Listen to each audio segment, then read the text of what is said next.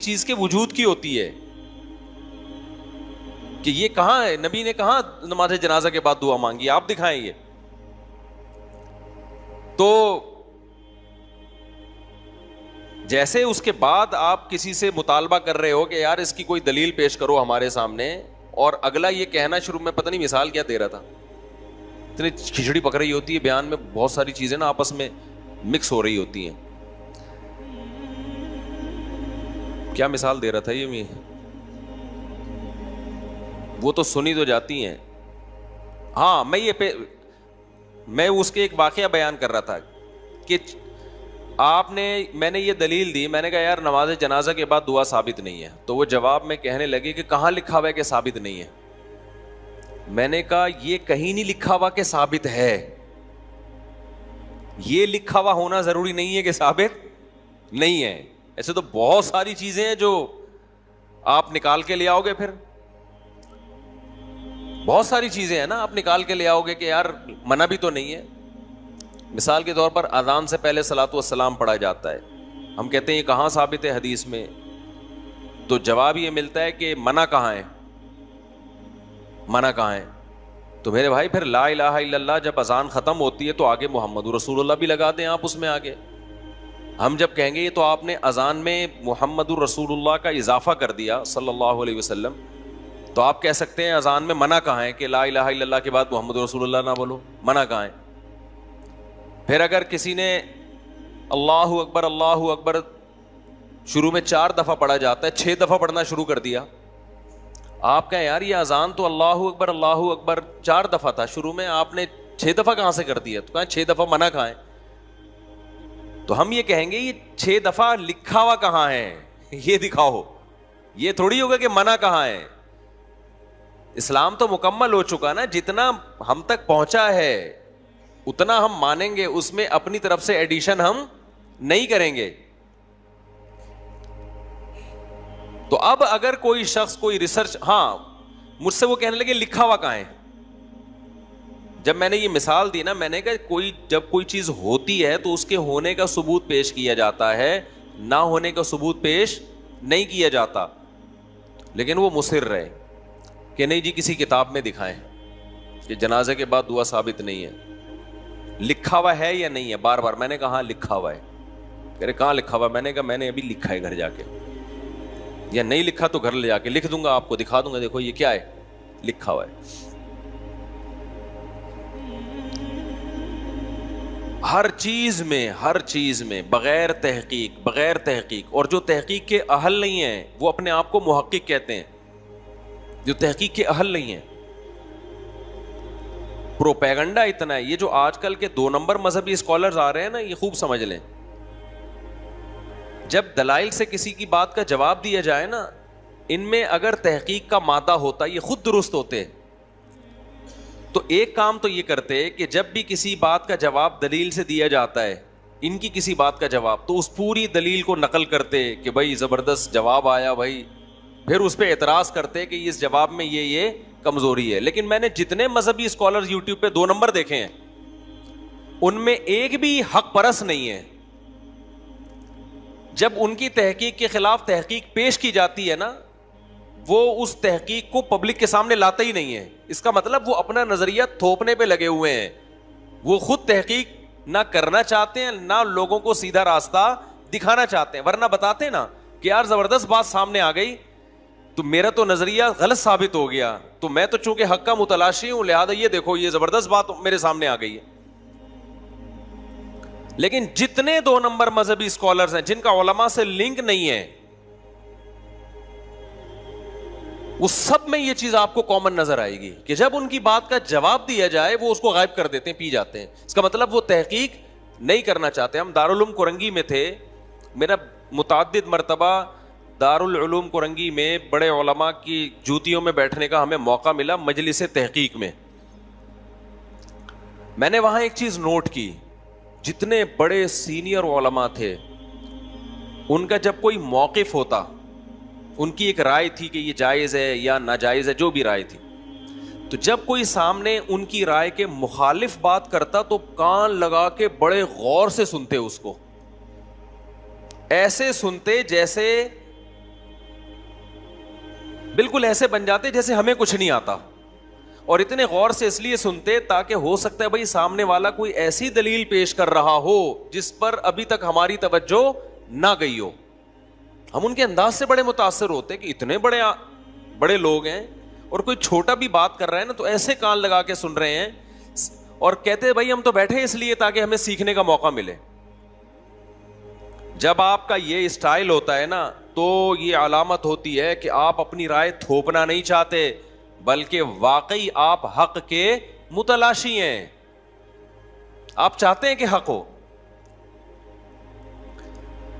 ہمارے ہاں قوم میں بھی یہ فالٹ ہے, قوم بھی سیدھا راستہ نہیں چاہتی. ہمارے محلے میں نا ایک چور پکڑا گیا, اس سے یہ واقعہ سمجھ میں آئے گا جو میں بتانا چاہ رہا ہوں. ہمارے محلے میں بچپن کا واقعہ ہے, ایک بندہ تھا بے روزگاری سے متاثر ہو کر اس نے کسی کے گھر میں چوری کی, پکڑا گیا, پولیس والوں نے طبیعت سے ڈھونڈا اس کو, خیر کچھ دن کے بعد جیل سے چھوٹ کے آ گیا. مجھے ایک دن اپنا واقعہ بتا رہا ہے, میں نے کہا کچھ دن کے بعد ملنے کے لیے کیا حال ہے بھائی خیریت سے, کہہ رہا خیریت نہیں ہے. میں نے کہا کیوں؟ کہہ رہے یار جہاں بھی کہیں چوری ہوتی ہے نا تو پولیس والے احتیاطاً سب سے پہلے اٹھا کے مجھے کوٹتے ہیں. کہہ رہے وہ جرم تو میں نے کیا تھا, میرا پٹنا بھی بنتا تھا, کٹنا بھی بنتا تھا, اب تو میں نے نہیں کیا بھائی, کیونکہ شک کس پہ جاتا ہے پولیس والوں کو سب سے پہلے؟ اسی پہ جاتا ہے. شک جانا منع نہیں ہے, لیکن صرف وسوسے اور شک کی بیس پہ کوٹنا پیٹنا یہ کیا ہے؟ اب مجھے نہیں پتا وہ صحیح کہہ رہا تھا غلط کہہ رہا تھا, بظاہر تو لگ رہا تھا کہ صحیح کہہ رہا ہے کیونکہ جس طرح سے وہ غمزدہ بیٹھا ہوا تھا. کہہ رہے یار پورے محلے میں کہیں چوری ہو تو احتیاطاً مجھے لا کے پہلے چترول لگائے جاتے ہیں کہ تو نے تو نہیں کیے, جب ثابت ہو جاتا ہے میں نے نہیں کیا چھوڑ دیتے ہیں مجھے.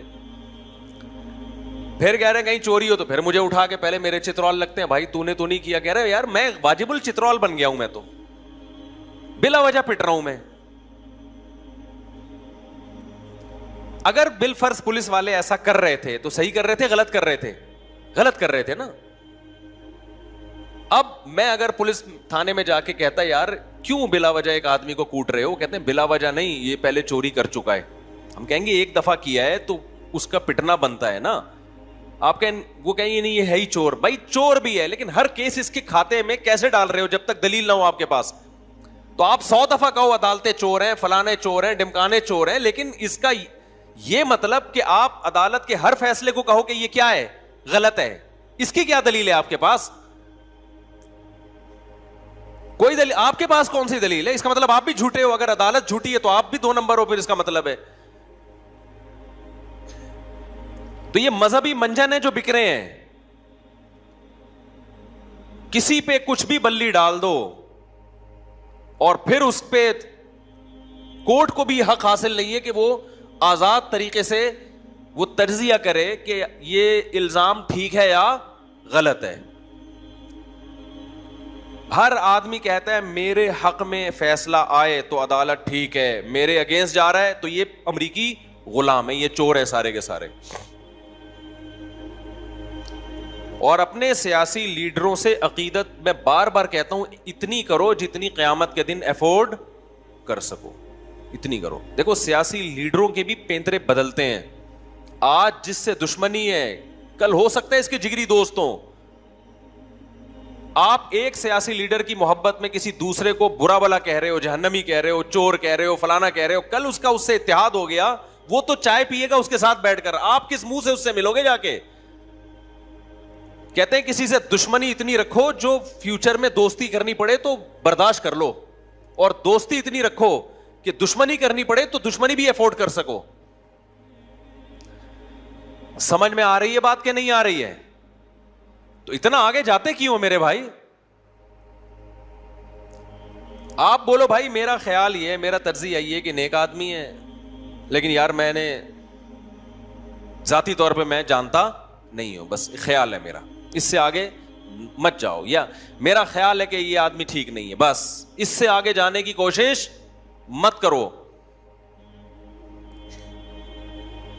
میرے بارے میں ابھی کسی نے کلپ چلایا ہوا ہے, میں ٹاپک چھیڑتا نہیں ہوں لیکن کچھ چیزیں نا پھر آنا شروع ہو جاتی ہیں. میں نے کوئی اسلام 360 کے بارے میں بیان دیا تھا کہ اس میں ترجمے میں غلطی ہے.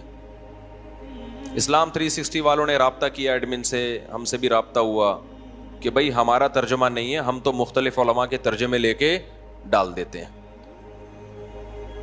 تو ہمیں اس سے غرض نہیں ہے صحیح ترجمہ ہے غلط ترجمہ ہے, ہم نے ہر مکتبہ فکر کا ترجمہ قرآن کا ڈال دیا ہے, اب جس کو جس مکتبہ فکر پہ اعتماد ہے وہ اس کا ترجمہ پڑھ لے. بات کلیئر ہو گئی, میں نے بیان دے دیا بھائی اسلام 360 کے بارے میں میرا تجزیہ تھا, میں اس سے رجوع کرتا ہوں.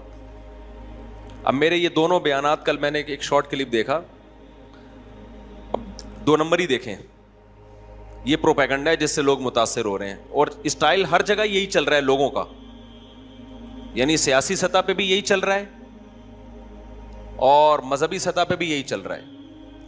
تو میرا پہلا بیان چلایا گیا, میں کہہ رہا ہوں اسلام 360 والوں نے قرآن کا ترجمہ غلط کیا ہے. درمیان میں کسی صاحب کا بیان چلا, میں نے مفتی صاحب کو دھمکی دی تمہاری ایسی کی تیسی کر دوں گا, یہ بیان ہٹواؤ, رجوع کرو. فوراً میرا بیان آ رہا ہے, میں رجوع کا اعلان کر رہا ہوں. امیج کیا جا رہا ہے کہ مفتی صاحب ڈر گئے, یہی جا رہا ہے نا. نیچے لوگوں کے کمنٹ سب ہے, یہ دیکھو یقیناً 2 الگ الگ بیانات ہیں, مگر یہ جو بیچ میں دھمکی جن صاحب کی آ رہی ہے نا, اس رجوع کا اس دھمکی سے کوئی تعلق نہیں ہے. اور بیچ میں جو دھمکی آ رہی ہے اس میں دھمکی میں یہ بھی الفاظ آ رہے ہیں کہ ہم نے یہ دھمکیاں دی, ہم ایسی کی یوں کر دیں گے, ایسی کی تیسی کر دیں گے, رجوع کا اعلان کرو, شام سے پہلے رجوع ہو جانا چاہیے. اور ایسا رجوع ہوا کہ پھر اسلام 360 والوں سے پوڈ کاسٹ بھی ہو رہا ہے, ان کو بلایا بھی جا رہا ہے اپنے دفتر میں. نیچے لوگ کہہ رہے ہیں یار زبردست, واہ مفتی صاحب تو ڈر گئے, نہ ہمیں دھمکی کا پتہ, نہ مجھ تک کوئی دھمکی پہنچی ہے. 2 چیزوں کو جوڑا ہے, جو چیزیں بالکل ٹھیک ہیں, وہ شروع میں نے کہا ترجمہ غلط ہے, اسلام 360 والوں نے مجھے وضاحتی بیان دیا کہ بھائی یہ ہمیں ترجمے سے کوئی غرض نہیں ہے, ہم تو جو احمد رضا خان بریلوی صاحب کا ترجمہ ہے وہ اٹھا کے ہم نے رکھ دیا, کوئی اہل حدیث کا ترجمہ ہے تو جس نے جو پڑھنا ہے, ہم نے تو ایک لائبریری ہے, کتابیں جمع کر دی ہے. اب یہ چیز میرے حق میں جاتی ہے, میرے اگینسٹ نہیں جاتی کہ یار مفتی صاحب کا دل ماشاءاللہ کتنا بڑا ہے. ہونا تو یہ چاہیے نا کہ ایک چیز کی جب ایکسپلینیشن ہو گئی تو مفتی صاحب نے فوراً نہ صرف یہ کہ صفائی بیان کی بلکہ اسلام 360 والوں کو بلا کے ان کو پروموٹ کیا. یہ تو بڑا جگرا چاہیے نا اس کے لیے. اسی چیز کو کیا کیا گیا ہے, نیگیٹو کیش کرایا گیا ہے. میں سمجھا پا رہا ہوں اپنی بات. تو آپ گئے, تحقیق گئی تیل لینے. یہ جو لوگ کہتے ہیں نا ہم تحقیق کرتے ہیں, ہم نے تو یوٹیوب پہ تحقیق کی ہے, تحقیق کہاں گئی؟ پاکستان میں تیل لینے. صحیح ہے, یہ ہے محقق. پھر مسئلہ یہ ہے کہ لوگ مجھ سے کہتے ہیں وضاحتی بیان دو. بھائی وضاحتی بیان دیا کہ یہ میرے پر الزام غلط لگائے تو پھر وہاں سے ایک نیا بیان آ جائے گا, پھر یہاں سے ایک نیا بیان جائے گا, پھر وہاں سے ایک نیا بیان. ہم تو اسی کام کے رہ گئے, دنیا میں اور کوئی کام رہا ہی نہیں. پھر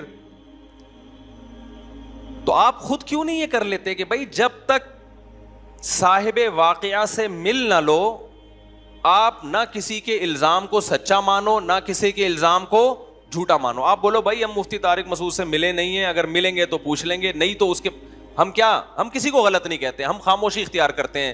لیکن مسئلہ یہی ہے کہ ہماری قوم کے لیے خاموش رہنا اس وقت دنیا میں سب سے مشکل کام ہے. کہ مجھے نہیں پتا, یہ لفظ زبان سے نہیں, ہر شخص کو سب کچھ پتا ہے. ایسے لوگ جن کو اسلامک بینکنگ کی الف بے نہیں پتا, سود کی میرے سامنے بٹھاؤ, میں پوچھوں گا سود کی ڈیفینیشن کیا ہے, وہ بیان نہیں کر سکتے. وہ مفتی تقی صاحب کے بارے میں تجزیہ کر رہے ہیں کہ ان کا سودی بینکنگ میں فیصلہ بالکل ٹھیک ہے. بھئی آپ کو کیسے پتا چلے کہ ٹھیک ہے کہ غلط ہے ٹھیک یقیناً. تو آپ کو کیسے, یعنی اس کی مثال ایسے ایک بہت بڑا سرجن جو ہے نا, وہ ایک بہت بڑا اسپیشلسٹ, ہارٹ اسپیشلسٹ, یہ فیصلہ کرے کہ یہ جو پیشنٹ ہے نا اس کے بارے میں میرا فیصلہ یہ ہے کہ اس کا آپریشن ہونا چاہیے. چھلے سے کام نہیں چلے گا, چھلے سے کام وہ ڈال دیتے ہیں نا ڈاکٹر, رنگ سے کام نہیں چلے گا. ایک رکشے والا بیٹھا ہو کہہ رہا ہے ڈاکٹر صاحب میرا خیال ہے آپ کا فیصلہ بالکل درست ہے. یعنی میڈیکل سائنس کی جو میں نے کتابیں پڑھی ہیں اس کے لحاظ سے اس ٹائم پہ یہی بنتا ہے. ڈاکٹر کہے گا تو کیسے فیصلہ کر رہا ہے میرے بھائی؟ اسلامک بینکنگ کے لیے مفتی تقی صاحب کی عمر گزری ہے, زندگی گزری ہے, اور ہمیں بھی پتا ہے کہ اس کو سمجھنا کتنا مشکل کام ہے. لیکن ایسے ایسے اسکالرز جن کو سود کی تعریف ان سے پوچھی جائے تو وہ نہیں بتا سکتے, وہ فیصلہ کر رہے ہیں کہ وہ صحیح ہے یا غلط ہے. او بھائی تم بولو یار, ہمیں کیا پتا یار, اتنے بڑے آدمی ہمیں کیا پتا, ہم تو فارغ لوگ ہیں ہم. لیکن ہے ہی نہیں نا زبان سے کوئی یہ اقرار کر لے کہ مجھے معلوم نہیں ہے. ایک صاحب سے ایک دفعہ میں نے کہا کہ ماشاء اللہ اب آپ کی عمر اتنی ہو گئی ہے, داڑھی تھی ماشاء اللہ ان کی, نمازی تھے. میں نے کہا آپ کی ایج اتنی ہو گئی ہے, آپ نا نمازوں کا حساب کر کے قضائے عمری پڑھنا شروع کر دیں. ماشاء اللہ آپ کی زندگی میں کوئی گناہ نہیں بچا, لیکن یہ ایک اللہ کا قرض ہے, اتنی نمازیں آپ کے ذمے شروع کر دیں. کہنے لگے میری رائے میں یہ قضائے عمری کا کوئی کانسیپٹ نہیں ہے. میں نے کہا جو آپ کی رائے ہے, کیا آپ اتنے ماہر اتنے ایکسپرٹ ہیں, آپ نے کوئی اتنے ڈپلومے کیے ہوئے ہیں کوئی فقہ میں یا حدیث میں؟ یہ لفظ کتنا خطرناک ہے, میری رائے, میرا کانسیپٹ یہ ہے. بھائی تیرا کیا کانسیپٹ ہے؟ کتنے آرام سے ایک عامی آدمی اتنے بڑے بڑے الفاظ استعمال کرتا ہے, ہمیں سمجھ میں نہیں آتا, اور تحقیق ہوتی نہیں ہے. پھر میں نے ان کو سمجھانا شروع کیا کہ کس دلیل کی بیس پہ آپ نے قضاء عمری کا انکار کر دیا. تو وہی بات ہے نا کہ اگلے سے جب بات کرو نا تو جس کو دلیل دینی چاہیے وہ دلیل دیتا نہیں ہے, الٹا آپ سے دلیل مانگنا شروع کر دیتا ہے. وہ کہنے لگے اس کی کیا دلیل ہے کہ قضاء عمری پڑھی جائے؟ میں نے کہا اس کی کیا دلیل ہے کہ اتنی نمازیں جب جمع ہو جائیں تو بغیر قضا کے معاف ہو جاتی ہیں؟ دلیل تو آپ کے ذمے ہے. حدیث میں تو ہمیں ملتا ہے کہ جب بھی نبی صلی اللہ علیہ وسلم کی نماز قضا ہوئی ہے تو پہلے قضا پڑھی ہے آپ نے. اب 4 نمازیں قضا ہوں یا 4000, اس میں فرق کی کوئی دلیل بتاؤ آپ. دین اللہ احق ان یقضا, حدیث میں آتا ہے اللہ کا قرضہ اس بات کے زیادہ لائق ہے کہ اس کو چکایا جائے. جیسے انسانوں کے قرضے چکائے جاتے ہیں, اللہ کے قرضے بھی چکائے جاتے ہیں. توبہ سے یہ جرم معاف ہوگا کہ آپ نے ڈیلے کیوں کیا, اس کو پڑھنی تو اس ٹائم پہ تھی. ہر آدمی فنڈر بنا ہوا ہے پاکستان میں. کیکڑا آج کل بہت کھایا جا رہا ہے,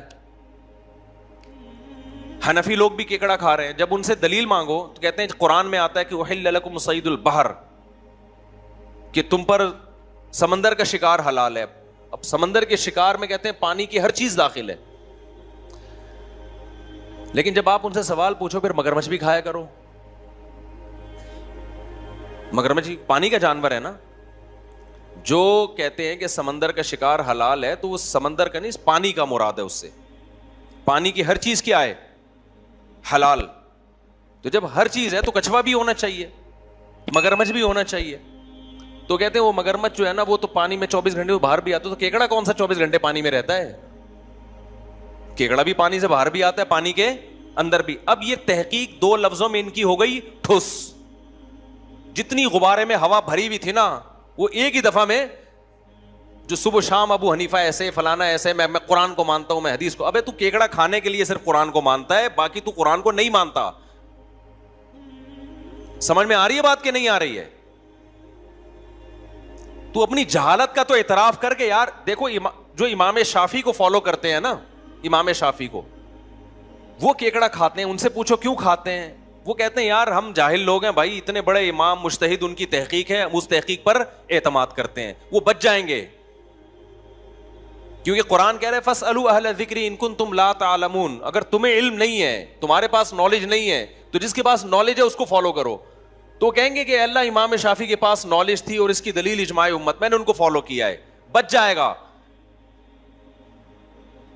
لیکن جو کہتے ہیں نا میری تحقیق ہے, تو پھر پوری تحقیق کر بھائی تو.